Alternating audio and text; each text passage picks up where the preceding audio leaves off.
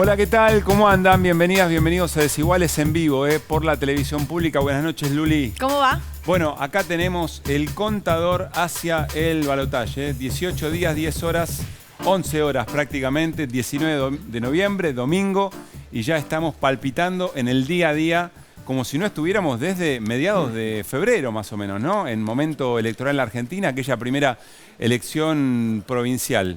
Bueno, en medio de todo esto siguen las definiciones, en medio de todo esto siguen los cortocircuitos, sobre todo dentro de Juntos por el Cambio, y atención, también dentro del espacio de Libertad Avanza, en este caso con referentes económicos, que no encuentran su lugar después de la fusión con la gente de Mauricio Macri y todos esos acuerdos que son acuerdos y no lo son. Atención, porque hoy se definieron varias cuestiones que tienen que ver con el debate del domingo 12 de noviembre. En un ratito nada más, Nico Fiorentino nos cuenta todos los detalles sobre este tema. Sí, y además, ¿qué está pasando desde la Libertad Avanza? Principalmente desde algunos sectores muy puntuales en redes sociales y con alguna que otra entrevista en lo que tiene que ver con la idea de fraude electoral. Van sembrando de alguna manera una sensación de puede haber fraude. Ojo que si Milei no gana acá, puede haber fraude. Bueno, Nico Fiorentino viene con un paso a paso de esa campaña que se está haciendo y también qué pasa con estas urnas que dan 0 voto para alguna fuerza en particular en algunos puntos del país. Le cuesta mucho a Juntos por el Cambio hilvanar una propuesta concreta, sobre todo porque está definiendo todavía. Bueno, ¿qué cosas, perdón, quise decir Javier Milei, qué cosas efectivamente se van a llevar adelante de todo lo que proponía Milei después del acuerdo con Mauricio Macri y con Patricia Bullrich? Y yo creo que mucho de esto se expresa en esto que vamos a ver a continuación y que dio vueltas hoy en los medios de comunicación del país. Y tiene que ver con la definición de Patricia Bullrich sobre que explote todo. Lo compartimos. Patricia, ¿qué te genera que no tengamos nafta? Esto es la mentira de los precios cuidados, de la nafta que la cobran a un precio irrisorio. No puedo contarlo, pero bueno, lo cuento igual. Que hiciste un viaje del Four Seasons para acá, creo que había estado en un congreso, ¿no? Sí. Y tardaste 15 minutos, que te llamó eso la atención, que está vacía la calle. Sí, claro. Igual qué vergüenza la venía campaña con un chico del miedo, y me dice, no, y le digo, che, ¿qué pasa que Córdoba está tan liberada? Me dice que no hay auto. No hay autos en la auto. calle, a mí ¿verdad? me Sí, a mí me pasó también. Yendo al club para Tigre, Sí, ayer que claro. tardé 20 minutos, un viaje que suele hacerlo en 40. Hoy yo vine mucho más rápido también. Porque la gente no salió a la obviamente calle no salió. para guardar la Nadie nafta. quiere, entonces, Pero es muy venezolano digamos, eso. lo que nos está pasando es el anuncio de la tragedia argentina que el día 19 explota. Está explotando antes. Ojalá explote antes porque la realidad la gente la tiene que... Si explota antes nos perjudicamos todos. claro. Pero ojalá explote antes porque la realidad la gente la tiene que... Si explota antes nos perjudicamos todos. claro. Pero Se explota en cualquier momento, agrego yo, nos perjudicamos todos, ¿no? Antes o después. La idea es que no explote la Argentina, porque cuando explota, los que peor la pasan además son siempre los que están más abajo. Pero bueno, eso es otro tema. Ya nos vamos a meter con el tema combustibles, porque de ahí surge, ¿no?, la frase que explote todo. Pero hoy Sergio Massa le respondió a Patricia Bullrich puntualmente por esto de la explosión, dijo lo siguiente. Cuando las cosas explotan, los que se lastiman son los argentinos, las empresas argentinas, los comercios argentinos, los ciudadanos, los laburantes. Yo voy a trabajar para no solamente hasta el 19, después del 19, sea cual sea el resultado de la elección, siempre voy a trabajar para que la Argentina no tenga explosiones que lastimen a la gente. Tengo una mirada constructiva a la hora de hacer política. No pienso en cómo lastimo al otro para ganar una elección, sino que pienso en cómo los argentinos viven mejor y en todo caso compito con propuestas, no tratando de destruir al otro. Bien, en una campaña electoral ideal, lo que llueven son propuestas, digamos, ¿no? Tratar de explicarle con mucha claridad a la sociedad cuáles son las distintas ideas de país que tiene una fuerza política u otra. En el bolonqui que efectivamente tiene la Libertad Avanza en su mixtura con Juntos por el Cambio, con el PRO o con Macri, con Bullrich, claro, de ser imposible la propuesta, como dice el juego del TEC, ¿no?, destruir al adversario, y parece que de eso se trata. Ahora bien, Sergio Massa tiene que, además de construir su idea de cambio, o dar el mensaje de cambio en el marco de la gestión actual, también tiene que ir gestionando efectivamente distintas situaciones, entre ellas la que mencionábamos recién y la que aparecía en el centro de esto que decía Patricia Bullrich. Tiene que ver con la falta de combustibles que llegó, que permeó, que tocó, que generó una emocionalidad determinada en estas últimas horas. Van a ver, después de la reunión en la UIA, que enseguida nos va a contar Flor también habló Massa sobre el tema, pero antes un comunicado de las empresas refinadoras de combustible. YPF, Raízen, Trafigura y Action. Comunicado, actualización de la situación combustible, se normaliza el abastecimiento en todo el país. Las principales empresas productoras y refinadoras del país continúan realizando sus máximos esfuerzos para normalizar rápidamente la situación de abastecimiento de combustibles en todo el país. Sí. ¿Qué es lo que había dicho Massa? Sí, pero hoy en la mañana un dato para agregar. Las estacioneras de servicio también, otro comunicado diciendo nos está llegando la nafta. Digo, fue un día en el que los comunicados arrancaron a salir, de a poco. ¿Qué es lo que había dicho Massa? Bueno, martes a la noche, martes a la noche, no está resuelto el tema o no se empieza a corregir el tema, al día siguiente no sale ningún barco para exportar combustible. Habló Sergio Massa también hoy sobre este tema y dijo: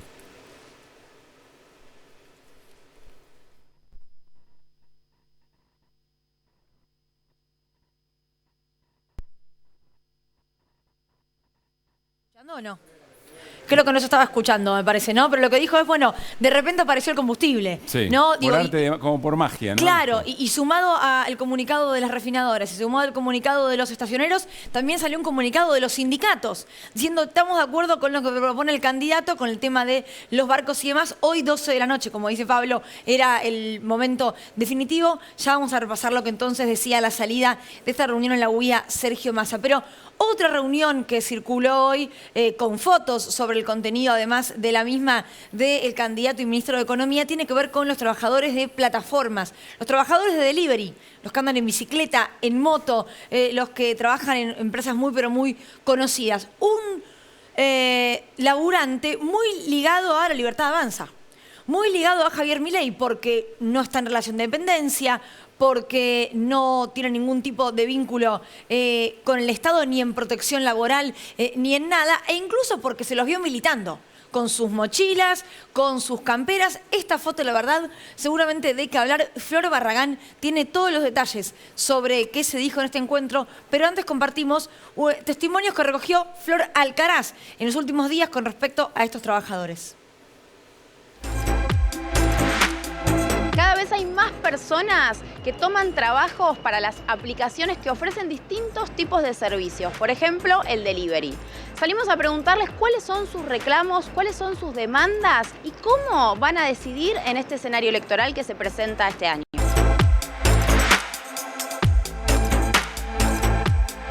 El 80-90% de los que trabajamos en las aplicaciones apoyamos a Javier Milei porque es básicamente la idea del laburo, ¿viste? Laburo libre.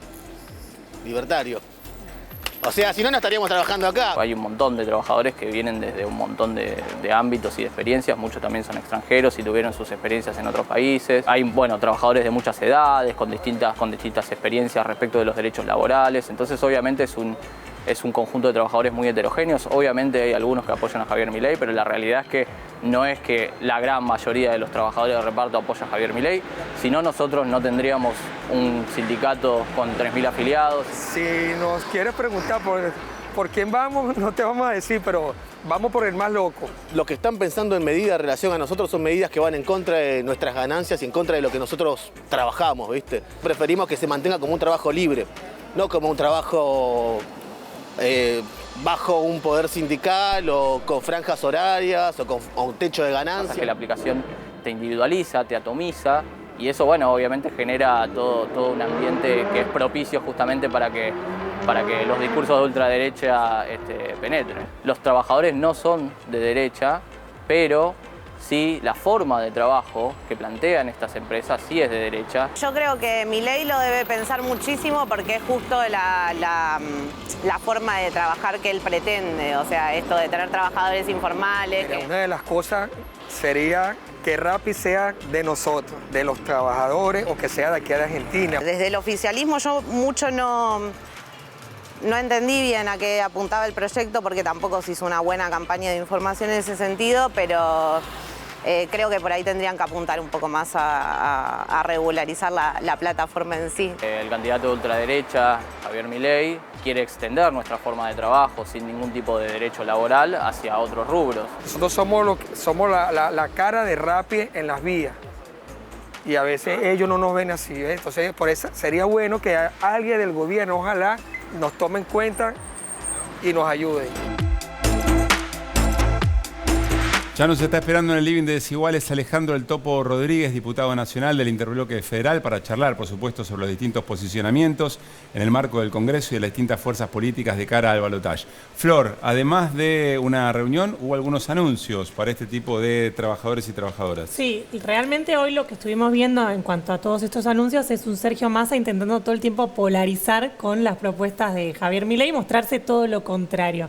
En este caso, ¿qué va? Va a un sector que justamente siempre apunta a Javier Milei. Recordemos cuando arrasó en las PASO las notas periodísticas que decían el voto rápido, sí, ¿no? Está yendo a ese sector, hoy tuvo esta reunión. ¿Qué propuso concretamente? Habló de un sistema de seguro y protección social. Dijo que esto sería una prueba piloto que duraría 60 días, a ver, y luego estudiarlo a ver cómo funciona y en caso de que funcione bien, transformarlo en proyecto de ley. ¿Y en qué consistiría este sistema de seguro y protección social? Para estos trabajadores se les daría ART, obra social, jubilación y una cobertura de un seguro por accidentes personales. Todo bancado por el Estado. Sí, dijo que estaría, claro, justamente financiado por el Estado. Y acá uno se pregunta, bueno, ¿y si ese trabajador agarra y se pone un monotributo? ¿Cuál sería la diferencia? Y bueno, tenés algunas diferencias. Por ejemplo, el tema de la ART o la cobertura de póliza de seguro. Sí. Serían cosas distintas y aparte habría que ver en este caso, uno para el monotributo tiene que pagar impuestos. Habría que ver en este caso si no es simplemente un sistema de seguro, porque más hablo de que estaría financiado también por el Banco Nación. Así que sería una medida que el del Ministerio de Economía hablan de 600.000 trabajadores. Si uno consulta, pueden ser alrededor de 200.000 fijos y por ahí 600.000 llegás con alguno que hace alguna changa. Sí. Pero estamos hablando de un universo muy importante de trabajadores. Muy llamativo en el informe de la definición, ¿no? Cuanto más libres, bueno, es la posición de Javier Milei, cuanto más libres, la preocupación por no tener techo respecto de lo que se puede ganar, de lo que se puede crecer en el mismo ejercicio del trabajo. Bueno, sí, muy llamativo. Igual también creo que es un mensaje político, ¿no? Digo, no es casualidad que se busque a este trabajador para una reunión, para... Sí, bueno, claro. Entiendo que a vos te... Es un mensaje electoral, exacto, no político. Entiendo que a vos te enamoró más, entiendo que a vos te gustó más cierto discurso, vení, charlemos, pongamos sobre la mesa, porque además, y escuchaba muy bien expresado en el informe, ¿no? El mismo que dice, vamos con el más loco, diciendo vamos con Javier Milei, termina diciendo ojalá el Estado haga algo y regule las plataformas. Entonces como, ahora, bueno, por ahí lo que hay en realidad es falta de entendimiento. Hay un punto que es imposible no estar de acuerdo con la ampliación de derechos de trabajadores que son probablemente uno de los últimos eslabones de la cadena laboral en lo que refiere a derechos. Ahora, si hay una empresa, en la mayoría multinacionales, lucrando con el trabajo de estas personas, ¿por qué debería ser el Estado el que les financie la jubilación, la obra social, digamos? Lógicamente, la urgencia indicaría que la gestión está bien, digamos, no me estoy manifestando en contra de eso, digo. ¿Pero y las empresas? Porque no los toman como trabajadores. Ahí hay entiendo, Néstor no puede ayudar, pero la ley de trabajo entiendo que no los comprende como tales. Sí, en una perspectiva larga podrían llegar a hacer un juicio laboral y ganarlo. Claro, pero esos años. Claro, a la pregunta romántica de Nico, la respuesta es porque las empresas no son sociedades filantrópicas. Su interés principal es el lucro, no el bienestar de los trabajadores. Para eso tenés un Ministerio de Trabajo que interviene en el vínculo entre trabajadores y empresas. Del Estado, por eso es necesaria la presencia del Estado.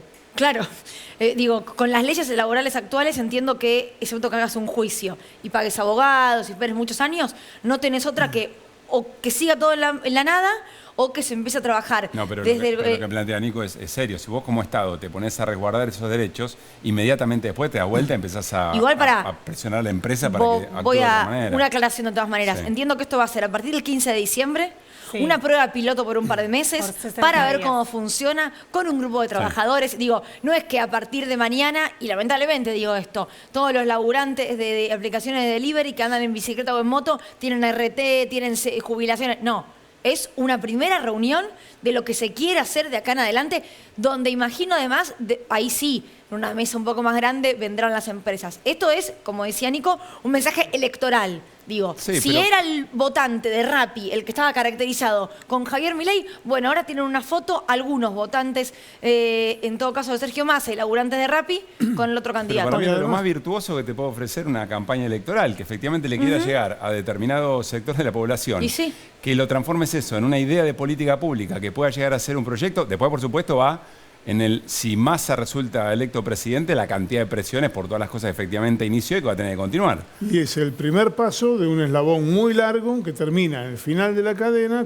Cada actividad tiene un convenio colectivo de Claro. trabajo. Bueno, es lo mismo. Claro. Es buscar un camino hacia un convenio colectivo de trabajo para esos trabajadores. Con trabajadores que no quieren, o por lo menos algunos de ellos no quieren la agrupación en sindicatos. La Sí, representación pero ya sindical igual. Es muy llamativo. Pero ya hay sindicatos incipientes. Claro. No con Pero personalidad lo gremial. ponele que vos decís, no quiero sindicato o no quiero estar en relación de dependencia, quiero ser así freelance.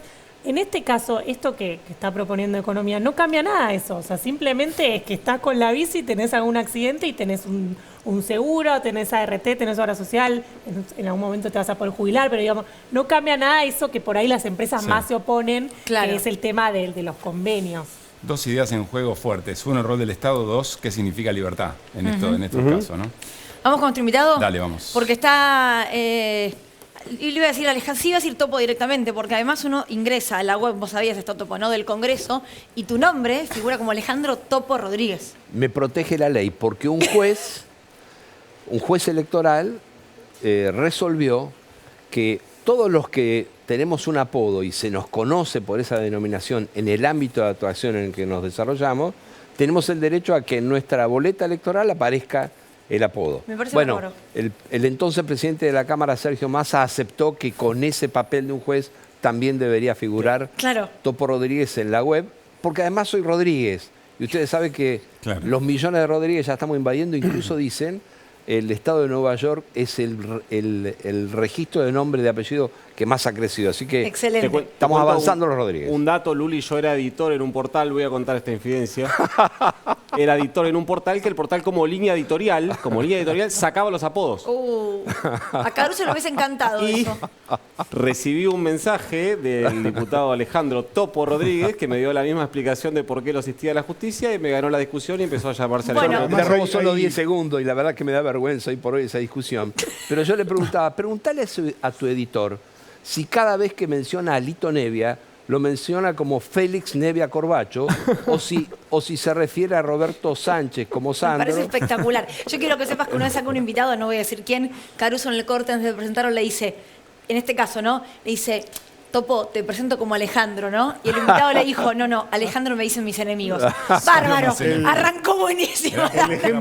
El ejemplo más claro y más histórico, más antiguo es el de Jorge Altamira. Jorge Tenés Altamira razón, tiene claro. un nombre diferente. no Un se llama nombre y un Jorge apellido Altamira. diferente. Es todo de fantasía. exacto. Ay, me encanta, porque viste cuando a mí me dicen, no me quieren decir Luli, a veces me inventan nombres, Luciana, Lucía. No, decime Luli, no te preocupes, no tenés que inventar nada. Alejandro, ¿Ves? Te dijo Alejandro. Topo, vale. sí. Topo. Bueno, pero en fin. ¿Cómo estás viendo que interpela la definición de neutralidad? Parece que está en disputa en este momento de cara al balotaje con las dos opciones que han llegado a definir la presidencia.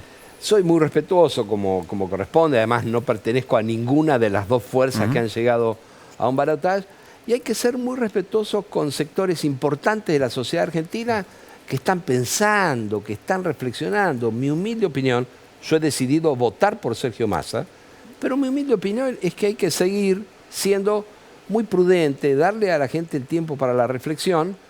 Desde mi punto de vista, en una segunda vuelta no hay lugar para terceras posiciones.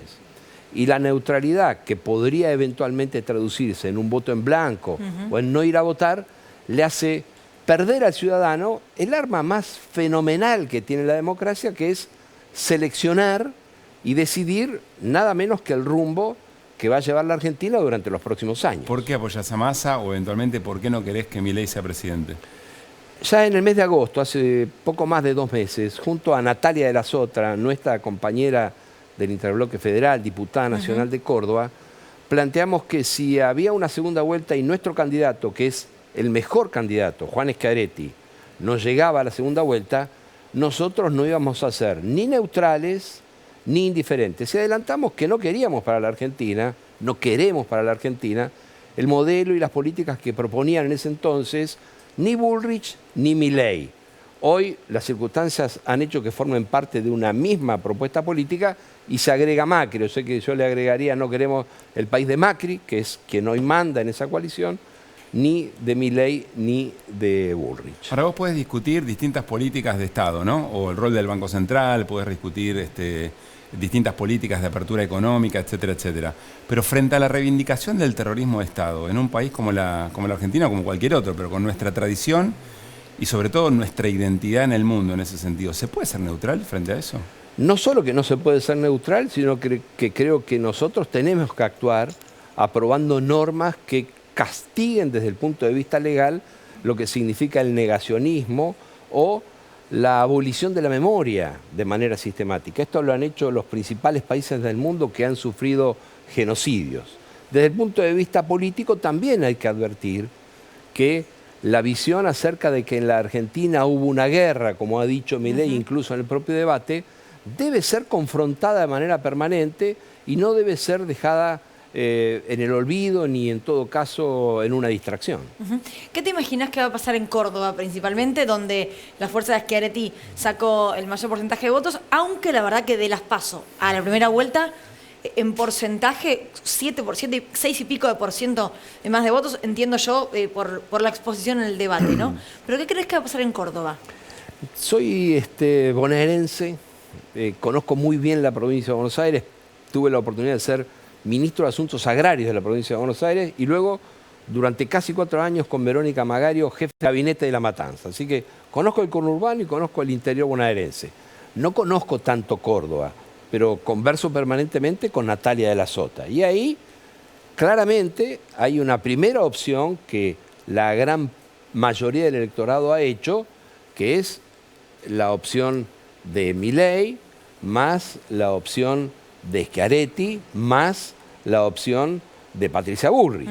Es decir, Massa quedó en una cuarta posición con un 13% de los votos y mejoró de manera significativa. Yo creo que es muy importante tener en el eje de la propuesta lo que significa el federalismo productivo en la Argentina.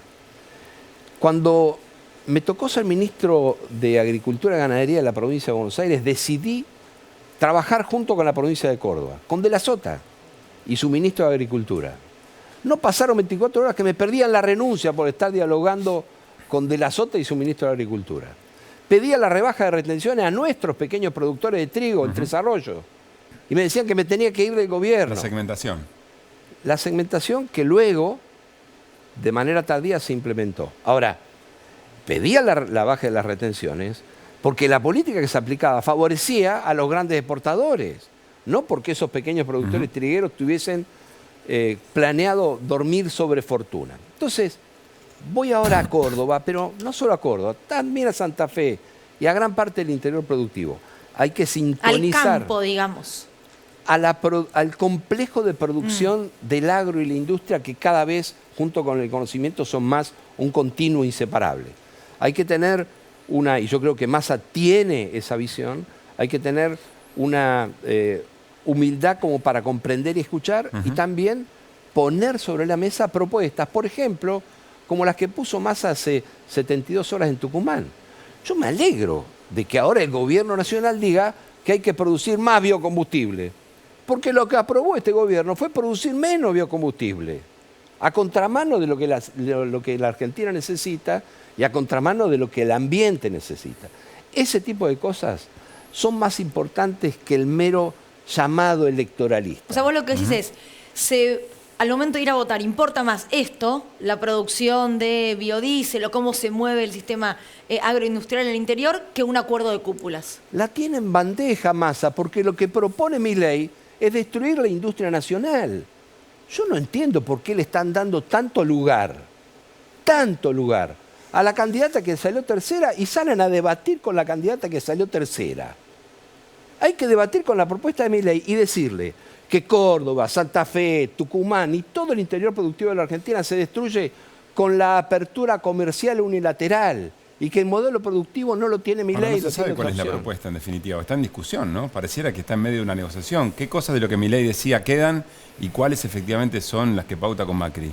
En eso tenés razón. En una opaca trasnoche de 2 o 3 días después de la elección se produjo un hecho inédito en la democracia argentina. El candidato que salió segundo fue llamado al orden por la fuerza que salió tercera o por una fracción de la fuerza que salió tercera, lo metió en su casa, ni siquiera lo fue a ver a su casa, lo metió en su casa, lo puso en caja, lo rodeó de 4 comisarios políticos y lo sacó a andar. Y cada 24 horas le llama la atención y le dice, Javier, te enojaste anoche en el programa de tal o cual. Bueno, claramente, coincido con vos, hay aquí una transformación tan profunda que no sabemos dónde termina la propuesta de Milei. El jefe del campo político que representaba Milei hoy es Mauricio Macri. Nico. Topo, recién te escuchaba respecto a la neutralidad. Cuando hablas con dirigentes radicales, que yo sé que con muchos tenés relación, te dicen, nosotros tenemos 5 gobernadores, tenemos 50 diputados, 20 senadores, centenares de intendentes, concejales en todo el país, tenemos, no sé, un peso. Dice, la única manera que teníamos de contener a todos y de expresar una posición institucional era la neutralidad. ¿Cómo se da esa explicación respecto a tu opinión con la neutralidad en un caso como el balotaje que vamos a vivir ahora? Venimos de una campaña muy dura donde se hizo equivocadamente eje en la destrucción de una fuerza política y me parece que sectores importantes del radicalismo no se animan a decir lo que en definitiva muchos van a hacer. Yo he conversado y converso con amigos y amigas del radicalismo, no con la mayoría, pero con muchos, que me plantean que tienen la necesidad de aparecer públicamente neutrales, pero que van a votar de manera positiva para que Milei no sea presidente. Ahora, vuelvo al punto inicial. Teniendo en cuenta el peso de la elección que vamos a vivir, lo que se define en esa elección, ¿está bien que desde tu opinión, que un partido del peso radicalismo diga, bueno, yo para tener todos adentro voy con la neutralidad en público y juego por abajo? ¿O sería conveniente o mejor que tome una posición más contundente? Bueno, no soy yo quien para decir qué tiene que hacer un partido, además. Pero yo lo vería por la positiva.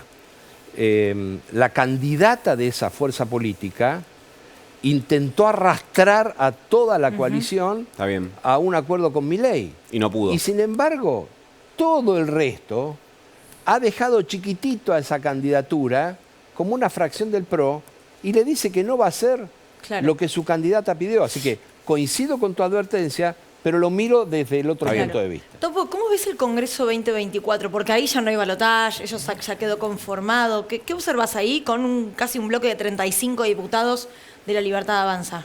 Bueno, habría que preguntarle a Nico Fiorentino, que es el que tiene todo bien punteadito. Pero tengo la impresión de que aumenta la atomización, eso es más democracia, eso es más pluralismo, y eso significa que el que no dialoga no gobierna en la Argentina a partir del 10 de diciembre de 2023. Va a haber un bloque del actual Frente de Todos de 105 diputados, un conglomerado que no sabemos si va a seguir junto, pero que tiene hoy Juntos por el Cambio. unos 93 diputados. Va a estar este bloque de La Libertad Avanza con 37 diputados. Es probable que parte de los que hoy están en Juntos por el Cambio hagan algún tipo de entendimiento con La Libertad Avanza. Y luego un conglomerado de fuerzas provinciales, la izquierda, que tiene el resto. Así que hay... Ahora, una fragmentación con honestidad intelectual es una cosa. Una fragmentación que en todo caso empieza a negociar cosas sabiendo que para resolver los problemas más gruesos que tiene la Argentina necesitas tomar decisiones bastante profundas y que van a requerir una fuerza política importante, un consenso político importante. Esa es la duda que me queda respecto de la fragmentación, porque hasta acá no ha funcionado bien, por lo menos para llevar adelante determinado tipo de políticas que resuelvan la macro, por ejemplo, ¿no? Tema inflacionario, tema acuerdos de precios con las corporaciones. Bueno, coincido con tu advertencia, pero me imagino los dos únicos escenarios posibles. O es candidato, o es presidente Milei o es presidente Massa. Si Milei fuese presidente, no tiene el equilibrio ni la experiencia para gobernar en esa fragmentación. Le reconozco por haberlo visto a Massa trabajar y por haber sido alguien con quien tuve disputas muy fuertes al principio, un enorme talento para la generación de consenso. Si el señor Massa es presidente, tiene la responsabilidad de que esa fragmentación se constituya en un eje para lograr consenso y no tiene otra alternativa. Pues si hay un perfil de candidato que en la comparación para un escenario fragmentado, Massa tiene una suerte de profesionalismo político. Pero por lejos, porque tiene la experiencia, el conocimiento, la ductilidad, el equilibrio que el otro candidato no tiene. Respecto de que el Congreso tuvo algo que ver con la situación económica de la Argentina, te diría al revés. Menos mal que este gobierno tuvo este Congreso, porque ha sido muy malo en materia de política económica este gobierno. Solo la referencia que ustedes conocen muy bien, de que fue la oposición, y por inteligencia de Massa, que le dio la llave al presidente de la Nación para refinanciar con el Fondo Monetario. Ustedes saben que el ministro Guzmán quería hacerle votar a Massa un cuerpo de ley, pero con 2 anexos que tenían todos los acuerdos, y todos le dijimos que no a Massa. Hasta que Massa, quizás estoy cometiendo una infidencia, Massa habló con el Fondo Monetario Internacional y le preguntó al máximo nivel del Fondo Monetario Internacional si realmente el fondo le exigía que votaran los anexos que mandaba Guzmán. Mientras Guzmán era ministro. Sí. Y el Fondo Monetario Internacional le dijo que no. Ahí, con Massa y con otros sectores políticos, redactamos otro proyecto de ley y se aprobó. Bueno, esa no es una oposición que quiera que le vaya mal al gobierno en materia económica. Por supuesto que debe haber algunos sectores, por supuesto, rabiosos. Anti-Argentina, te diría, algunos sectores siempre. Claro. Bueno, pero fíjense, ese proyecto de ley fue votado en contra por 40 diputados del oficialismo. Y ahí se quebró la coalición política. Acá hay un enorme mérito que tiene Sergio Massa. En otras circunstancias esto hubiese sido muy grave institucionalmente. Se puso al hombro gran parte del gobierno, agarró el timón, tapó los agujeros y está llevando al barco al mejor puerto posible. Los resultados económicos no son los que necesita hoy la Argentina. ¿Flor? Sí, Topo, ¿qué rol te imaginas que tomaría Roberto Lavagna en una posible, tal vez, presidencia de Sergio Massa? ¿O qué rol te gustaría que tome? ¿O te imaginas en el Ministerio de Economía, por ejemplo? Yo te agradezco la pregunta porque siempre me emociona que permanentemente hay una referencia a un hombre indiscutido ya, ¿no? Como Roberto Lavagna, que ha hecho tanto por la Argentina y que sigue muy, muy lúcido y muy bien y muy activo de todo punto de vista. Ahora, él no le va a negar el consejo a nadie, y menos aún a un hombre que aprecia como Sergio Massa y con quien dialoga. Pero el gran desafío de Massa es no solo ganar la presidencia, sino poner en práctica, si es que él quiere, realmente un gobierno de unión nacional. Y eso realmente lo vamos a ver sobre la marcha. Hoy, Roberto Lavagna tiene una excelente relación con Sergio Massa. Massa mismo ha dicho que si él es presidente lo va a tener muy cerca, pero no más que eso. Topo, gracias por haber venido. Gracias a ustedes. Un placer. Gracias a ustedes. ¿Vamos a la mesa? Dale, vamos. Vamos a charlar con Nico Fiorentino porque hay algunas definiciones del debate presidencial de cara al balotaje. Domingo 12 de noviembre. Hay algunas cosas, entiendo, Nico, que se van a definir mañana. Pero ya hay algunas que, llaman mucho la atención y cambia mucho el formato del debate. La más importante que se resolvió, todavía no está oficializado, pero lo podemos contar, es que los candidatos van a poder tener apuntes en sus atriles. ¿Van a poder? No van a poder tener apuntes en sus atriles. ¿Ni siquiera los que tuvieron en los debates anteriores? No van a poder tener apuntes en sus atriles. Porque en los debates anteriores lo que se podía era llevar hojas con apuntes en una letra pequeña, creo que era como si dijese Arial 12, o sea, era regulado, y podías llevar virome y hoja en blanco. Pero lo que no se podía hacer era mostrar eso. Eso sí, virome y hoja en blanco, sí, para tomar apuntes durante el debate, pero hojas en blanco. Mirá, o sea, lo que se había acordado antes ahora se modificó. Sí, lo que había pasado, según lo que pasó ahora, según la información que yo tengo, es que no hubo acuerdo entre los partidos, entre Unión por la Patria y Libertad Avanza. Unión por la Patria pedía que no puedan tener apuntes La Libertad Avanza pedía que haya apuntes, no hubo acuerdo entre los partidos, resolvió la Cámara Nacional Electoral como lo establece la ley que regula los debates. Recuerden que en Argentina los debates presidenciales son obligatorios y están regidos por una ley, y que en un voto dividido de los 3 miembros de la Cámara Nacional Electoral se decidió que no lleven anotaciones. Yo digo, Nico, además de eso, para mí lo más determinante del cambio de formato tiene que ver con cierto mano a mano permanente, cierto desafío permanente en el formato. Básicamente son 6 temas, se agregan 2 respecto a los que estaban, que son salud y relaciones exteriores. Cada uno de los temas va a tener 6 minutos cada candidato, 2 minutos de presentación, y después el resto de los 4 los tiene que administrar casi libremente, para intercambiar, incluso para poder interrumpirse. La tarea de moderadores y moderadoras va a ser yo te digo mucho algo, más si yo casi me exigente. infarto con el modelo anterior, a estos 4 colegas les deseo una suerte. Y se habla de un modelo de debate a la brasileña. ¿Por qué? Y seguro vamos a poder compartir algunas imágenes. Porque además van a poder circular casi libremente en el escenario, por supuesto manteniendo cierta distancia, como lo estamos viendo ahora. Sí, acá Hacia igual no había distancia. Lula y Bolsonaro. No, acá hay... Esa es la diferencia claro. con el de Brasil en cuanto a la movilidad. En este debate que estamos viendo de Lula-Bolsonaro no había reglas de distancia. Podrían estar medio trompa con trompa, ¿no? De hecho pasó. Sí. Acá no, habría una zona delimitada para que cada uno pueda moverse. Es algo... Como si fuese un banco suplente. Sí, algo, la verdad, inédito en la Argentina. Los debates en Argentina en sí no tienen mucha historia, la verdad, menos aún por ley. Se están perfeccionando, ¿no? No, la verdad que está buenísimo, y es esto, es cierto que son obligatorios, pero no sus reglas internas. Sí. Y ahí está el tema, ¿no? Van negociando cada una de las fuerzas constantemente que sí, que no, y si no, define la justicia. Bueno, va cambiando además en función de, una cosa es tener 5 candidatos y candidatas, otra cosa es un mano a mano. Sí. Cómo darle mayor capacidad para que cada uno exprese lo que efectivamente... Cada candidato tiene que ser capaz de decir qué país quiere, comentárselo a la ciudadanía y además poder contrastar ideas. Y acá me parece que hay un diferencial. A ver qué piensan ustedes. Sergio Massa está yendo, en términos de discusión mediática de la política, a territorio hostil permanentemente.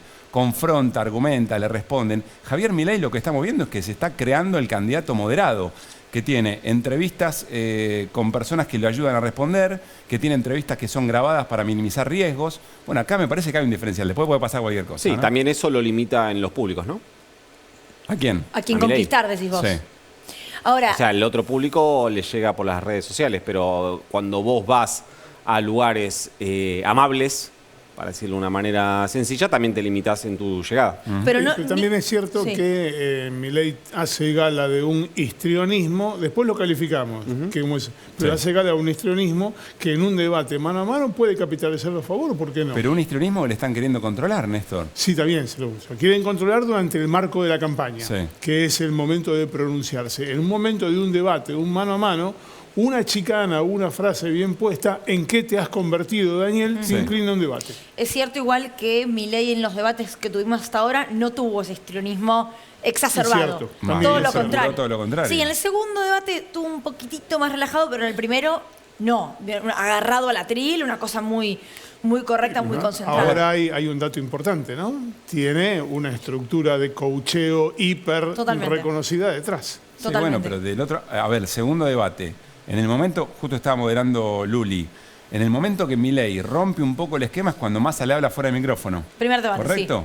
Sí. Y ahí es cuando empiezan a controlar. O sea, yo la verdad es que me llama mucho la atención, porque si con un entrevistador favorable, que insisto, le sugiere la respuesta como un profesor en un final que quiere que apruebes, ya ahí aparecen elementos de dudosa aceptación del público, imagínate en un debate donde tiene que confrontar. Me parece que el formato lo favorece a Sergio Massa, después los partidos hay que jugarlo, ¿no? No, qué lindo que va a estar. 12 de noviembre a la noche, transmisión, por supuesto, Claro. de la televisión pública. Estaremos en la Universidad de Buenos Aires, en la Facultad de Derecho de la UBA.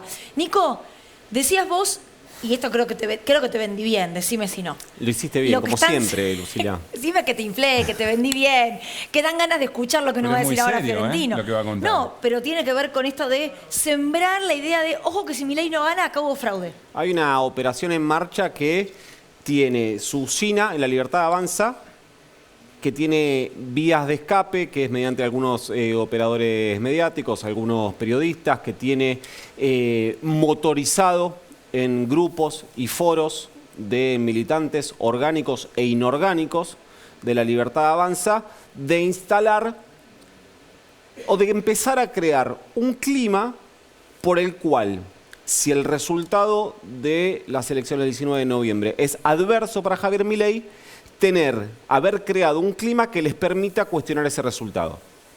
Es decir, esto que yo dije de manera media revuelta, es empezar a generar un clima de que el domingo 19 de noviembre podría haber un fraude. ¿Sí?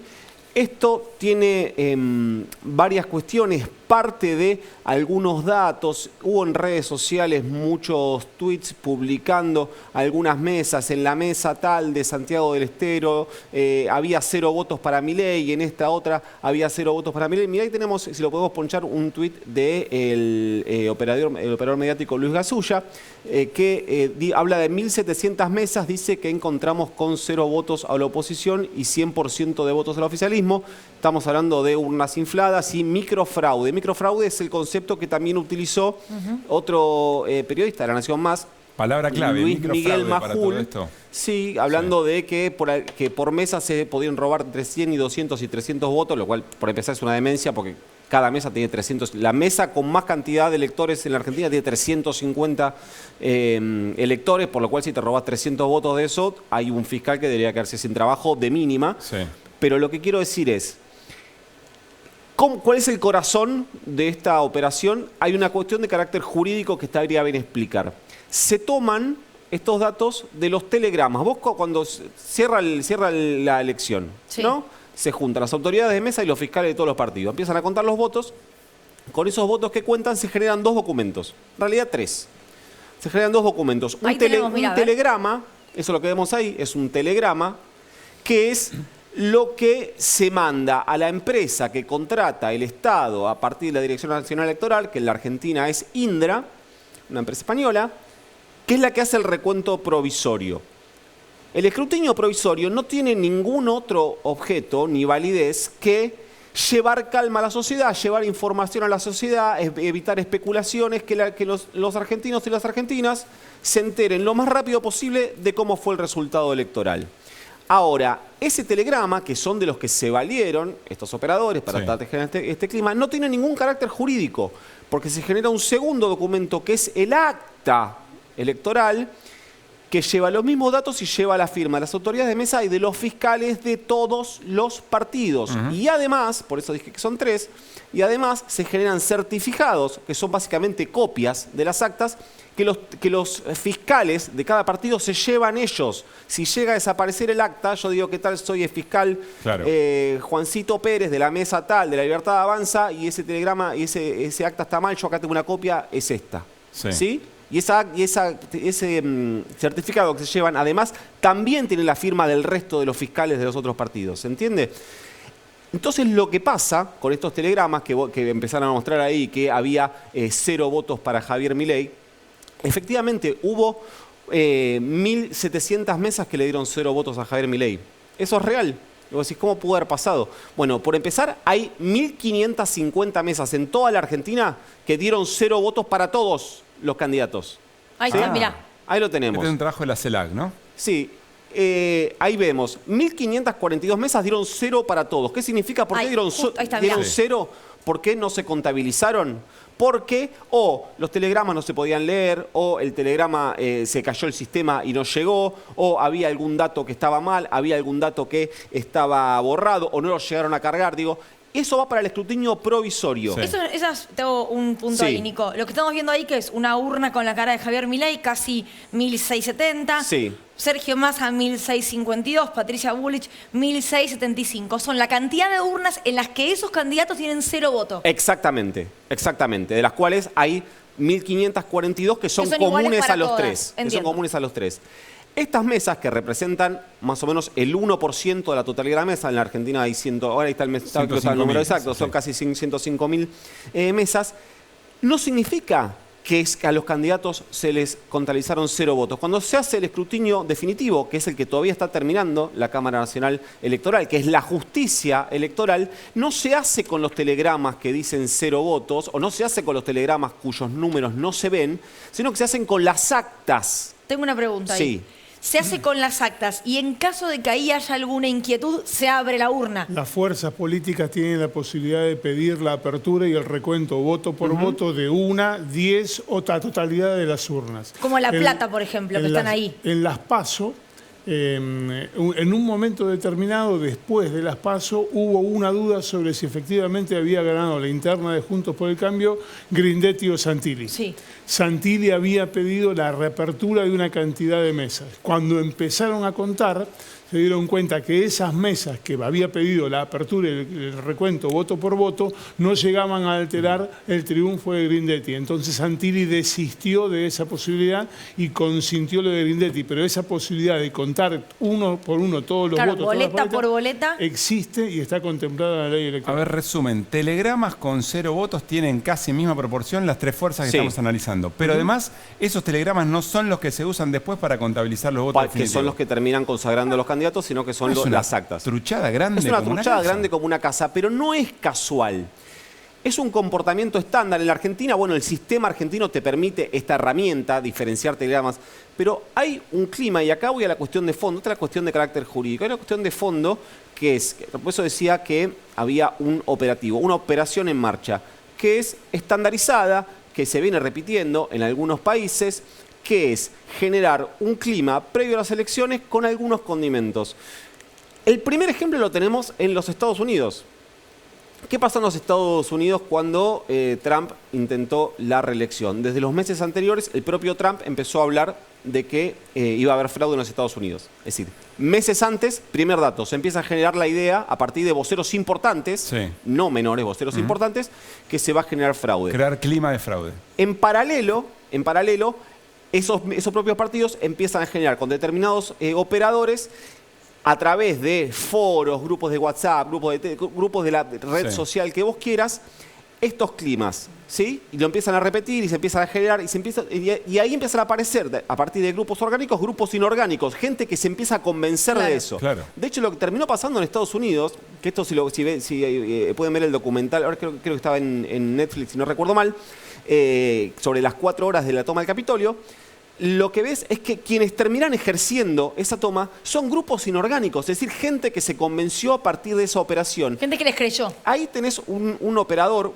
que se llama Steve Bannon. Steve Bannon es el cerebro de la campaña de Trump, es quien llevó a Trump a la presidencia y es quien diseñó este esquema de cómo generar la posibilidad de fraude, el clima de fraude. Todo planificado. Exactamente. Y quédense con ese nombre, Steve Bannon. Sí. Porque lo mismo, idéntico, pero idéntico, que es generar el clima del candidato no reconoce la derrota. Trump al día de hoy no reconoció la derrota y termina con la toma del Capitolio. Brasil. Exactamente el mismo quema, el propio Bolsonaro. La imagen, me había el propio olvidado Bolsonaro instalando la idea de que podía haber fraude en Brasil, pierde las elecciones, no la reconoce, grupos inorgánicos, toma del Palacio del Planalto. Y quien estaba trabajando en esta campaña es una persona llamada Fernando Cerimedo. ¿Quién es? Fernando Cerimedo, que ahí lo podemos ver, es el estratega en redes de Javier Milei.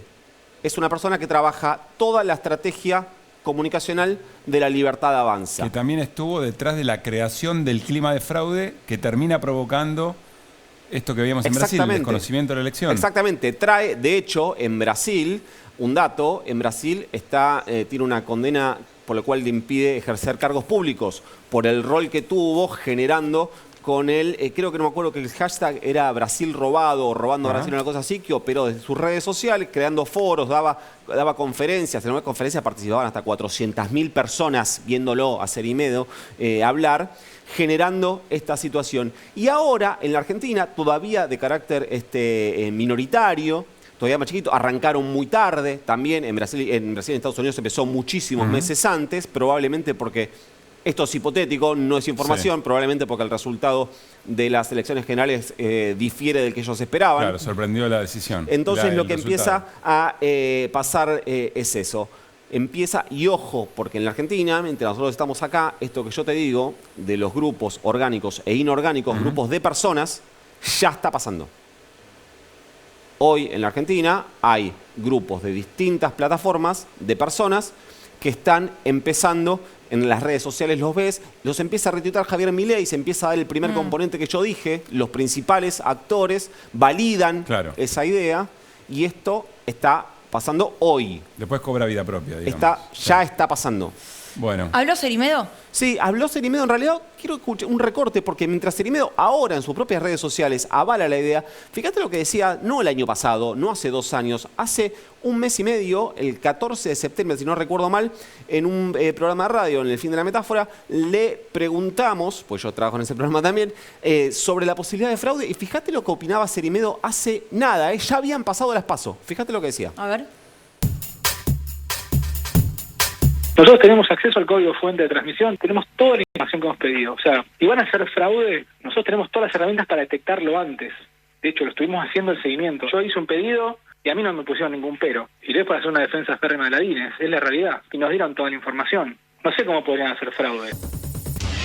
Bueno. O sea, el propio Cerimedo reconociendo que la Dirección Nacional Electoral le brindó toda la información de los códigos fuentes de todo para tener... Dicen, no pueden hacer fraude porque el propio gobierno nos entregó los datos para que nosotros podamos chequearlo. La charla que viene a continuación tiene un poco que ver con las redes sociales, tiene que ver con la desinformación, tiene que ver con el bueno, pero vos sabés que esto no es real. Hablo de los píes y pías, y lo digo esto con mucho respeto porque son más jóvenes que yo, de indisciplinados. Vemos un resumen, quiénes son, y charlamos con ellos.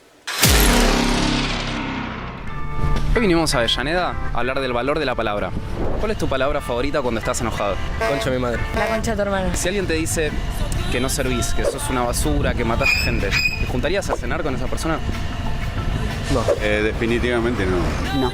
¿Quién dijo que Milei está solo y por eso tranza con lo peor de la política? Debe ser Bullrich. Creería que Bullrich. Parecer de Bullrich. Milei tampoco. Él está solo y por eso tranza con lo peor de la política. ¿Quién dijo que va a acompañar a Milei en esta segunda vuelta? Bullrich. Bullrich. Ya Bullrich influenciado por Macri. ¿Quién dijo que Patricia Bullrich ponía bombas en jardines de infantes? Fue Milei. Milei. Ha puesto bombas en jardines de infantes. ¿Y quién dijo que a Patricia Bullrich en su potencial gobierno le daría el Ministerio de Seguridad? Milei. Ese fue Milei. ¿La incorporarías a Patricia Bullrich en un eventual gobierno tuyo? ¿Cómo no la voy a incorporar? Hoy vinimos a Congreso a hablar de dinosaurios. ¿Conoces el tema Los dinosaurios de Charly García? Sí, lo conozco. Sí. Los amigos del barrio pueden desaparecer. Sí. ¿Y a qué hace referencia? Ah, la dictadura, a los milicos. A la junta militar o a los militares en general. ¿Y del plan económico de la dictadura sabes algo? Deuda privada que la metieron en el Estado. ¿Qué político argentino planteó la eliminación de la excesiva estatización o intervención del Estado y regulación de la economía? ¿Milei? Menem, Milei, Macri. Sí, Caballo. Martínez de Oz. Ah, Martínez de Oz. Bueno, pero eran del mismo equipo. Eliminación de la excesiva estatización o intervención del Estado y regulación de la economía. ¿Qué político argentino planteó privatizar todo lo que sea necesario? Carlos Saúl. Menem. Lo está diciendo Milei ahora. Milei. Fue Menem. Ah, Menem. Sí, bueno. Javier Milei, el hombre que sorprendió a la clase política, buena parte de la sociedad, con un batacazo en las elecciones, arrasando el tornado Milei. Vos sos un economista de élite. Hasta que llegó Milei, y Milei nos explicó economía a todo el mundo. El tipo, la verdad, que es un economista que no solamente en la Argentina, sino en el mundo es reconocido. El Papa es el representante del maligno en la tierra. El Papa es el representante del maligno en la tierra, usurpando el trono de Dios. La justicia social es una aberración. Prepárate que la vas a pasar muy mal. Te voy a avergonzar en público. Javier, salimos en 5. Vos sos un economista de élite. Estamos con Cristóbal y con Caro. ¿Cómo andan? Bienvenido, bienvenida. ¿Cómo están? Bien. Integrantes de Gracias por invitarnos. Indisciplinados. ¿Trabajamos con los nombres propios solamente? ¿Por qué? Porque no queremos individualizar el proyecto y porque somos un colectivo de 10 personas y preferimos Muy bien. simplemente usar nuestros nombres. Me gusta porque hoy te vino el Topo Rodríguez, al que le tenés que decir Topo, y Caro y Cristóbal, que le tenés que decir Caro. Escúchame, cosa que me encanta. Ocupate de las entrevistas. ¿Ves que es contra mí? Pero estoy diciendo que me gusta eso Me haces solamente. acordar a ciertos dirigentes. Basta. ¿Quién quiere comenzar contándonos cómo nace Indisciplinados? ¿A quién se le ocurre? ¿Cómo surgió? Bueno, un día después de las PASO nos convocó una persona conocida en común, Diego, que nos debe estar mirando, y nos pusimos a pensar seriamente qué hacíamos para para revertir un poco la situación desde el lado que nos tocaba a nosotros, o sea, que desde qué lado podíamos aportar, y pensamos, bueno, que las redes sociales era como el espacio de disputa que queríamos dar, y nos sentamos en esa mesa totalmente preocupados y angustiados de lo que había pasado, y empezamos a tirar ideas, a ver qué podíamos hacer para aportar desde nuestro lugar algo. Entonces, bueno, nosotros somos 10 personas, venimos de diferentes lugares, muchos venimos del arte, de la cultura, algunos más de la comunicación política o más institucional. Bueno, Caro se encarga un poco más de investigar la línea que seguimos.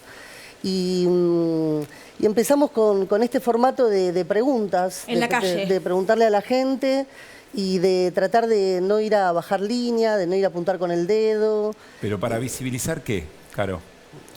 Y para visibilizar un poco que, bueno, el terreno del territorio digital, ¿no? Que es un terreno de disputa político también, lo venía ganando Milei, ¿no? Ese fue el resultado que nos impactó tanto en las elecciones PASO. Y también queríamos nosotros empezar a instalar un poco los temas, digamos, y poner nuestra agenda, temas que capaz son a veces parecen medio aburridos, medio complicados, y tratar de encontrarle la vuelta y un formato más amigable en el lenguaje de las redes sociales. Sí. Claro. Temas son muy variados, digamos, ¿no? Ahora nosotros empezamos también a viajar por diferentes provincias y los temas se los preguntamos, digamos, a la gente que vive ahí. Claro. O sea, no es que nosotros elegimos un tema porque, pensamos, bueno, es este tema porque sí. Claro. Sino que primero tenemos una conversación previa con la gente del lugar a ver cuáles son sus preocupaciones, cuáles son sus miedos, cuáles son sus esperanzas también. Ahora, ustedes dicen, arrancamos post-paso. De agosto al 22 de octubre, ¿notaron en la sociedad en general como un poco más de información? Digo, como, Sí. che, están todos, no por ustedes, sino en general como prestando más atención. Sí, sí, totalmente. Y depende un poco también los temas que vamos tocando. Cuando hablamos de transporte, por ejemplo, se notaba que la gente estaba totalmente informada y que sabía lo que iba a costar el transporte sin subsidio. O sea, no había nadie que no diga 700 y 1100, creo que era el número. O sea, fue muy efectiva esa decisión del Ministerio de Transporte. Sí, fue increíble. Ajá. Sí. Y bueno, nada, eso. Sí, o sea, la idea es, todos los temas son importantes y todos los temas atraviesan la vida cotidiana de la gente. El tema es que algunos son más tangibles, como el transporte, y otros que, no sé, coparticipación federal, Claro. subrégimen de promoción industrial, que vos lo decís así, capaz para un pibe o una piba es como, suena un Pero bodrio, de Tierra la del verdad. Fuego yo vi las preguntas que hacían y de hecho había mucha gente hasta que laburaba en esas fábricas Claro. y que había votado a Javier Milei. Sí. Es con lo que nos encontramos, con esas contradicciones que bueno, que hay que aceptarlas y hay que ver si es desinformación o simplemente lo ven desde otro lugar. También fue un ejercicio al principio nosotros le preguntábamos a la gente, ¿estás de acuerdo? Les mostrábamos las propuestas de los candidatos y muchos coincidían con que con las propuestas de Massa eran las más beneficiosas para el pueblo, para la sociedad, y sin embargo votaban a Milei. Entonces había que pensar ahí dónde estaba el punto, qué estaba pasando en ese sentido. A mí hay algo que me gusta mucho de lo que hacen y es que no maltratan, ni hay burla, por más que las personas que están entrevistando piensen distinto a ustedes o les contesten en un sentido distinto al que fueron a buscar. Otra reflexión que me parece importante es cuando Sergio Massa, creo que después dice, hay que ganar la segunda calle, lo llama como la segunda calle al territorio digital, pero ahí hay algo que me obsesiona con C, y es los formatos digitales que son muy de un consumo muy rápido Veloces, claro. y de corta duración. A veces para determinado tipo de ideas es muy difícil el desafío. Vos querés transmitir un impacto, una emoción, es muy sencillo, te sobran 15 segundos. Ahora, para saber si el modelo económico de Milei y Macri es parecido al de Martínez de Oz, te lleva un tiempo que a veces las redes sociales no están preparadas para eso. ¿Cómo lo resuelven? Sí, yo creo que ahí el formato de la pregunta, donde la propia gente va construyendo el relato, es fundamental. Porque si vos vas y le decís a alguien, mirá, la cuestión es así, es esto, esto y esto, la gente no te va a escuchar de la manera que te escucharía si vos en cambio le haces una pregunta, donde tiene que reflexionar, donde tiene que pensar, y así preguntando va construyendo su propio relato, se va autoescuchando también, digamos, ¿no? Como Hacen que la vamos terapia con haciendo. ustedes. Sí, O sea, sí. Algo así. es la técnica de terapia. mayéutica. ¿Te escuchaste lo que dijiste? Mirá qué interesante. Sí, tal cual. Y ahí es donde se ponen en juego esto que vos decís, las contradicciones de la gente, ¿no? Pero lo que decías antes me parece que es fundamental en los videos, que es el respeto a las personas que entrevistamos, porque también en las redes sociales se ve, o sea, el contenido que predomina es muy, que esto lo dice una de nuestras compañeras, Tati, el contenido que predomina es muy violento o capaz de una sola persona haciendo una reflexión y diciéndote, bueno, su idea, ¿no? O despotricando, digamos, ¿no? Que eso es lo que llama la atención y lo que ve la gente. Bueno, proponemos otra forma de comunicar esto, con respeto y con cierta empatía, ¿no? Como para que la gente construya su propio relato. Nosotros preguntamos, como para ir guiando, pero que la gente responda. Néstor. Quiero detenerme en el momento posterior a la pregunta. Lo que se ve es que a mucha gente le dicen, bueno, ¿quién dijo esto? Y le erran como a la pera, le pifian mal. Cuando se apaga esa parte no está en el informe, ¿cuál es la reacción posterior? ¿Ustedes notan que estaba equivocado, de alguna manera modifica la voluntad a la hora de votar? Y yo creo que depende de la persona, puede llegar a modificarse. Nosotros a veces nos quedamos charlando nunca tuvimos ningún tipo de problema de nada, con nadie nos dijo nada malo, ni nos prepoteó, ni nada. Así que depende, ¿no? La verdad que no lo sé. En algunas, por ejemplo, cuando hicimos en San Juan, uno que hablaba sobre la metáfora de los niños envaselinados, no sé si la recuerdan. Sí. Mucha gente se quedó como tecleando y dijo, opa, y raro, la verdad que es medio raro como esa metáfora. Y bueno, ¿y lo volverías a votar? Lo pensaría, ¿viste? Como hay algunos que me parece que por ahí se dan cuenta en ese sentido y otros que no les interesa. O sea, como lo que a uno le parece obvio, a la otra persona no, y hay que aceptarlo. ¿Y les pasó que a alguno no les creyera? Ustedes le dijeran, bueno, ¿quién dijo que había que dolarizar?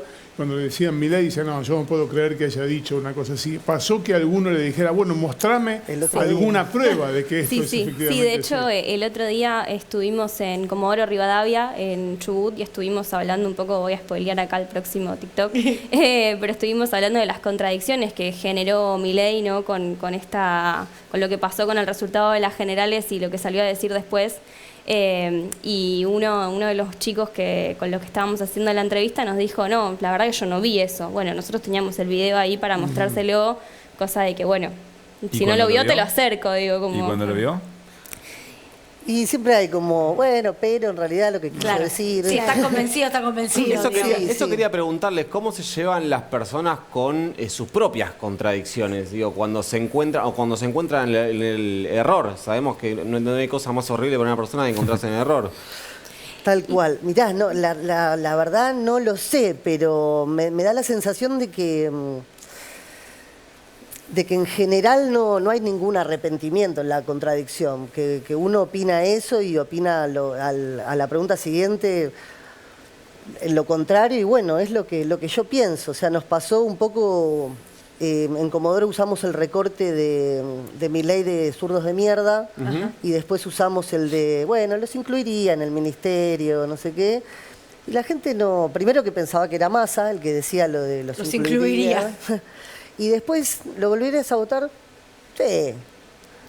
Entonces, eso habría que analizar, ¿no? ¿Qué es lo que pasa? ¿Se quedan con la sensación de que quien vota, esta cosa muy instalada de que quien vota a Milei no lo vota por lo que piensa?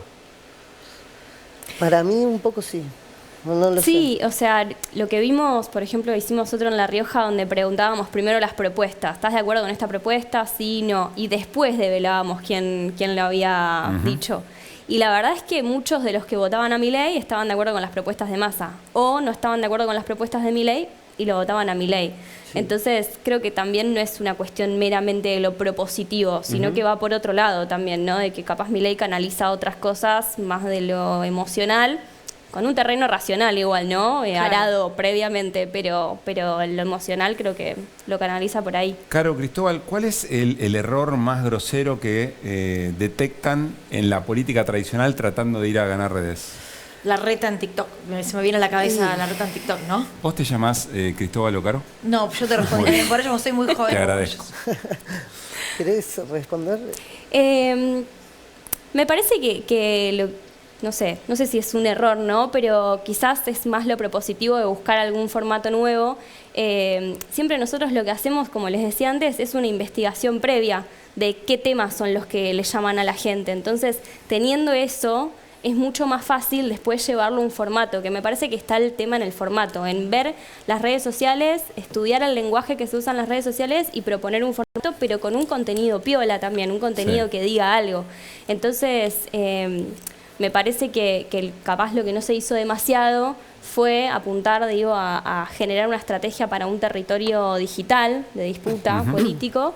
O sea, llevar las mismas lógicas de la política tradicional, tratar de presionarlas que no dentro sea de... tan acartonado, Claro. digamos, tan institucional, Sí, bueno, nosotros tenemos nuestras convicciones, nosotros sabemos lo que pensamos, pero hay que tratar de no decirlo como si me lo estuviera diciendo a mí misma y estuviéramos hablando siempre entre los mismos, sino como tratar de entender, bueno, qué le interpela a la otra persona que capaz no nos vota o que capaz está del otro lado, bueno, ver ahí cuál es la fibra, digamos, que podemos tocar como para interpelarlo. Finalmente, por ahí, volviendo a lo otro, los libertarios y eso por ahí responden más al lenguaje homogeneizado de TikTok, de las redes, que decíamos que es un poco más violento, por momentos más superficial, más de apuntar al otro con el dedo, ¿viste? Entonces como que fue un espacio que cooptaron muy masivamente.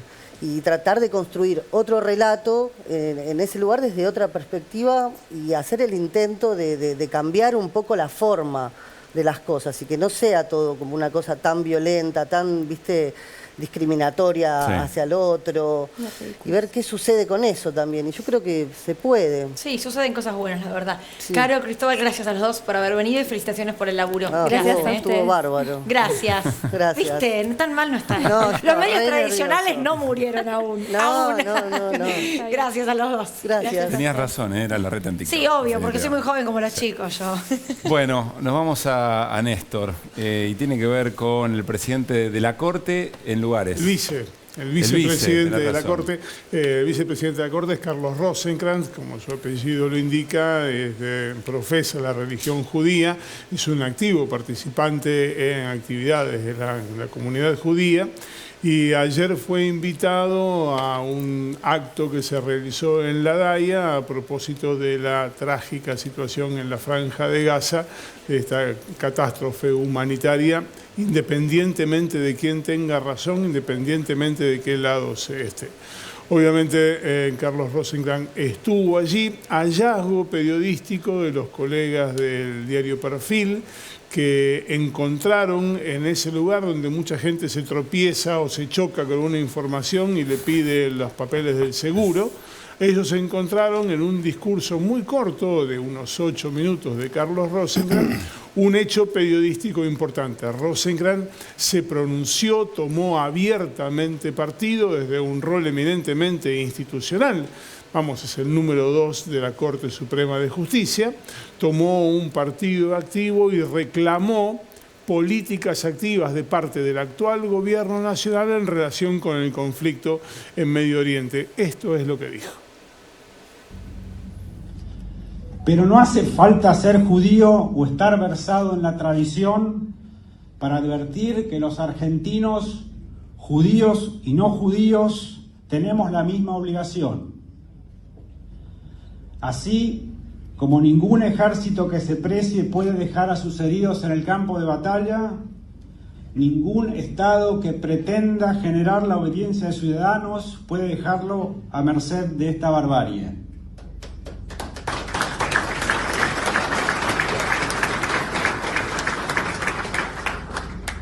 Por eso la Argentina tiene un deber adicional al de los otros países del mundo civilizado. La Argentina debe reaccionar. Argentina debe reaccionar. Habrá que recordar que Carlos Rosenkrantz es el vicepresidente de una Corte Suprema de Justicia que desde 1992 tiene a su cargo como tribunal único y exclusivo el esclarecimiento del ataque contra la Embajada de Israel y tuvo como resultado 0.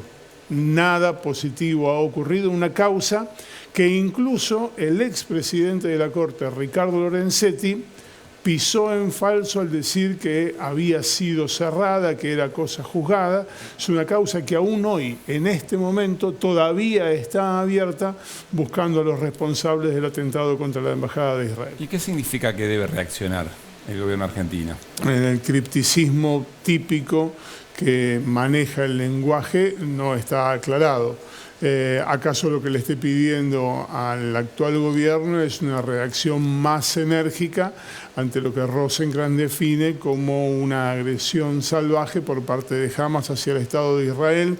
Incluso en la primera parte de esta locución describe con crudeza algunas de esas cuestiones y termina finalmente reclamando del Estado argentino una mayor proacción en el reclamo de la liberación de los rehenes que están en manos de Hamas, 20 de los cuales son argentinos, entre ellos un niño de 9 meses, según lo que dijo el propio Rosenkrantz. Vamos con nuestra invitada, mientras recordamos sobre el tema, lo que vamos a hablar, que existe el operativo Regreso Seguro, que ya volvieron, creo que son 1.000 argentinos o cerca, a través de vuelos Hércules, que sacan a argentinos de Israel, los llevan a Roma y luego en aviones de aerolíneas argentinas. Esto para remarcar que quien desee salir de Israel y es argentino o argentina puede hacerlo. Pero estamos ya acá en el living con Sonia Budazzi. Ella es colega, periodista y escritora del libro La frontera imposible, Israel-Palestina. Gracias, Sonia. Gracias a ustedes. Buenas noches. ¿Cómo podrías definir lo que está pasando a hoy, ¿no? Cuando se ven, y creo que tenemos un informecito, Albano, decime si lo vemos o no. Ok. Cuando se habla de los rehenes, cuando se habla de estos ataques a Gaza de manera indiscriminada. Mira, en primer lugar, buenas noches, gracias por la invitación. Vengo trabajando este tema hace tiempo a partir de una crónica. Estuve en Israel y Palestina, viajé con comitivas de argentinos y latinoamericanos. Y la sensación que una tiene siempre, y otros escritores también, es que la guerra persiste de una manera naturalizada, donde la violencia, digamos, se acepta en la vida cotidiana y cada tanto tiene una estampida y un nivel de agudeza y de violencia que supera lo que es el día a día. Y esto va ocurriendo en lo que muchas veces Israel llama operativos, ¿no? Que suceden con la misma lógica, pero mucho más tranquila que otras veces. Digamos, Hamas tira sus misiles, sus cohetes que pretende dañar población civil de Israel, y Israel hace una contraofensiva, como le dicen ellos. Creo que lo que estamos viendo es bastante inédito, no lo digo yo, lo dicen expertos internacionales que vienen estudiando el territorio hace un montón, en cuanto a el nivel de agresión, el nivel de bajas que se tuvo desde el lado de Israel, porque siempre en los otros operativos y en esta cuestión tan compleja también, que es comparar el número de víctimas, siempre Israel tiene bajas de militares en general. Hay cada tanto, y en las intifadas ya sabemos que hubo atentados terroristas y hubo bajas civiles, pero es muy desproporcionado. Es otra de las palabras claves de este conflicto, es la desproporción de la fuerza de unos y de otros.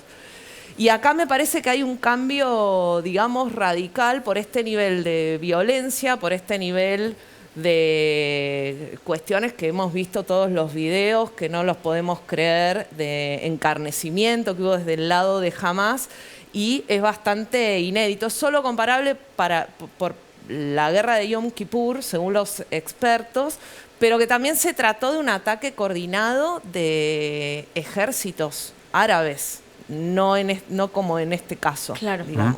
Por lo que decís, estás planteando una situación de normalización de un conflicto muy, pero muy duro, pero que tiene por alguna razón que hemos naturalizado y que de tanto en tanto se va rompiendo como esa situación, y ahí nos llama la atención. Pero que esta situación es muy distinta. ¿Por qué hay tanta crítica en este caso? ¿O por qué en realidad Naciones Unidas tiene tanta dificultad a tu criterio para, por ejemplo, poder realizar una pausa humanitaria en los bombardeos indiscriminados de Israel sobre Gaza? ¿Qué es lo que está pasando ahí que a nosotros nos cuesta tanto ver?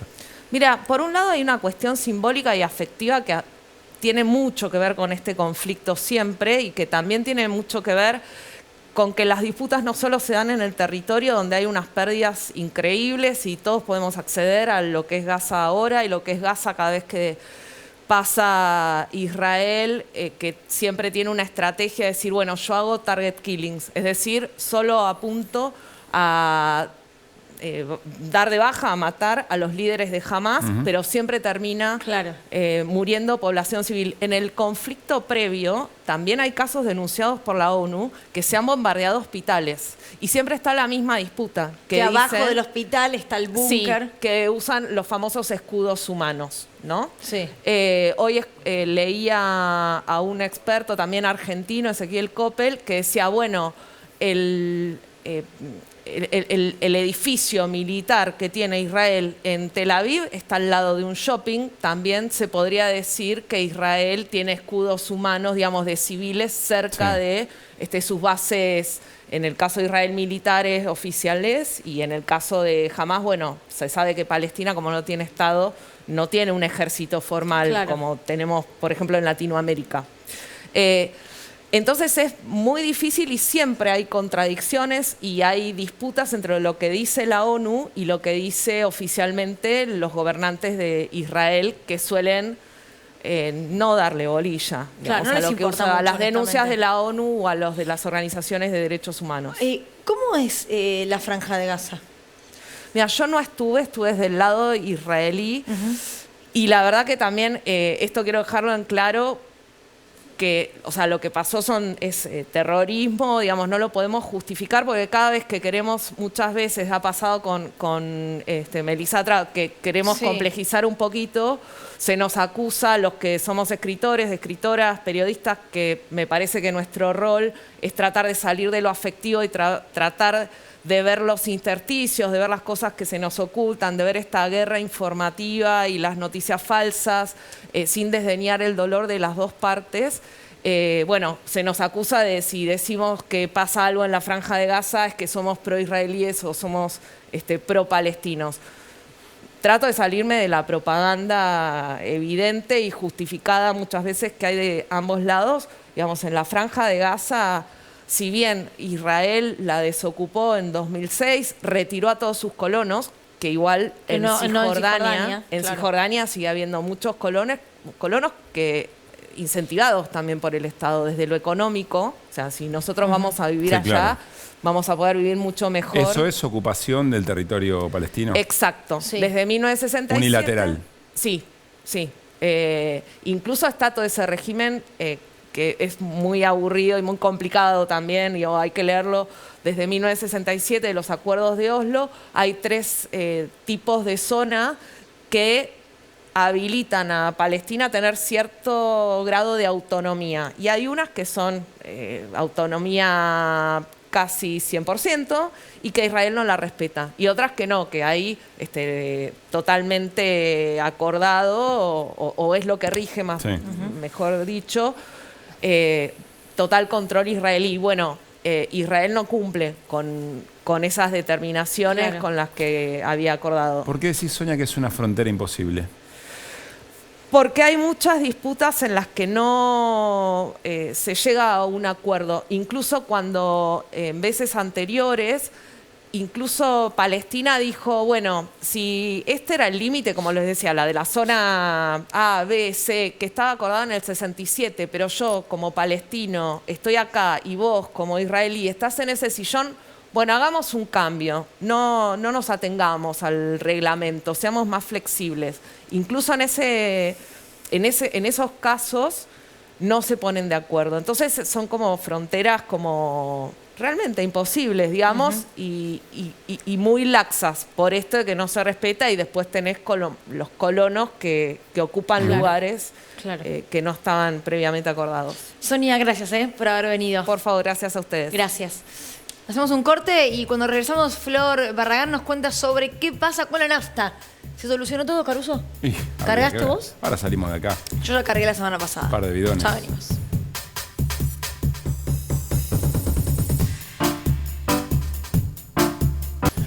Muy bien, seguimos en Desiguales, lo prometido. Flor Barragán, todo lo que hay que saber respecto del tema combustibles nafta. Flor, a esta hora. Sí, a esta hora estamos 22:25 Massa había dicho, si no se normaliza la situación, el miércoles... 12 de la noche, dijo. 12 de la noche del martes, no van a poder exportar. Bueno, ¿qué va a pasar con eso que había dicho? Lo cierto es que yo consultaba en el Ministerio a última hora de la tarde y me decían, estamos viendo informes de las estaciones de servicio.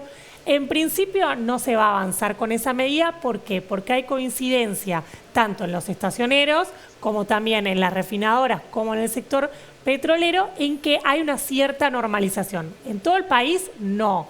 Lo que va a pasar es primero en el Gran Buenos Aires, después grandes ciudades y después se espera, digamos, Argentina es un país de un territorio muy amplio, que se normalice en todo el país en los próximos días. Bueno, Massa habló hoy también en esa improvisada conferencia de prensa sobre esto y dijo esto.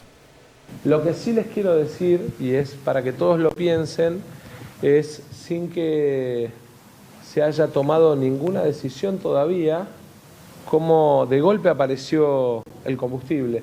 Porque se habla de los barcos y yo lo que les quiero decir es que lo que se importa es diésel, no nafta común, no nafta premium. Esa se produce en la Argentina.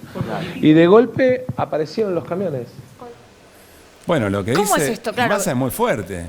No movimos nada, no tocamos nada, de repente apareció la nafta. Bueno, lo cierto es que desde el viernes pasado, que hubo una reunión de Flavia Rollón, que es la secretaria de Energía, con las petroleras, se acordó la importación de combustible, tanto de nafta como de gasoil, y desde entonces llegaron 5 barcos. Pero lo que dijo Massa recién es que lo que se importó es diésel. Se importó nafta y gasoil. También hubo... No es lo que dijo el ministro de Economía, lo que acabamos de escuchar. Bueno, a mí me pasaron otra información de la Secretaría de Energía, pero lo cierto es que tenés de todo acá, porque ¿qué es lo que está pasando en este contexto? Porque hoy Massa dijo algo muy fuerte, dijo, ojo que este desabastecimiento, ¿cuándo arrancó? Cuando termina el congelamiento de precios. Sí. Dijo, ¿qué es lo que está queriendo decir? Y lo dijo textualmente, no es que lo disfrazó de algo, dijo, están pidiendo un aumento del 40%. Esa es la postura de Massa. Si hablas con las petroleras te dicen, no, 40 no, pero al menos 25%. Ahora, todo este contexto se está dando justamente cuando hoy termina el congelamiento de precios. Era un congelamiento que se había pactado en agosto, después de las elecciones primarias, y se tienen que reunir. De hecho, mañana va a haber una reunión en el Ministerio de Economía a ver qué pasa con los precios. Lo que podemos adelantar es que seguramente haya un aumento, pero ni lo que pide las empresas, que las empresas piden mínimo 25%, y la intención del Ministerio de Economía era intentar ver si podían llegar hasta el balotaje sin ningún cambio, pero lo cierto es que también las empresas que importan, una parte lo hacen a pérdida por los precios internacionales, entonces es un poco esta negociación. Bueno, si ustedes abastecen y cumplen e importaron, entonces efectivamente se les va a reconocer. Un aumento que tenemos que esperar que no sean, te digo, no va a ser mayor al 5% de acá por todo noviembre, que si uno piensa, bueno, 5% versus tener la inflación en 2 dígitos, sería un aumento bajo también, ¿no? Para mí acá hay una clave de análisis interesantísima para lo que viene, porque si bien durante todo el gobierno del Frente de Todos siempre fue una discusión muy importante en alimentos o en este tipo de cosas, analizar la cadena. ¿Quién es el que se zarpa? ¿Quién es el que especula? Más allá del contexto lógico de por ahí precios internos, precios externos. Massa está poniéndole nombre propio, lo hizo con alguna de las petroleras. Señala ahora, dice, bueno, mágicamente resulta dando a entender que hay un factor de especulación muy, pero muy importante. Si Massa es presidente, tendrá que construir la fuerza política suficiente para actuar sobre lo que ya tiene diagnosticado. Ese es un gran desafío para Massa, insisto, si asume la presidencia, para ver cómo se distingue de lo que fue un fracaso estrepitoso en el Frente de Todos, negociar con los actores que especulan los precios y que nunca lograron ni revertir los precios, por supuesto, pero tampoco frenar la escalada de aumentos que son producto de aumentar la renta, ¿no? Veremos cómo lo resuelve. Néstor, Flor, Nico, nos vemos mañana, miércoles 9 de la noche. Esto ha sido todo por hoy. Chau. Chau.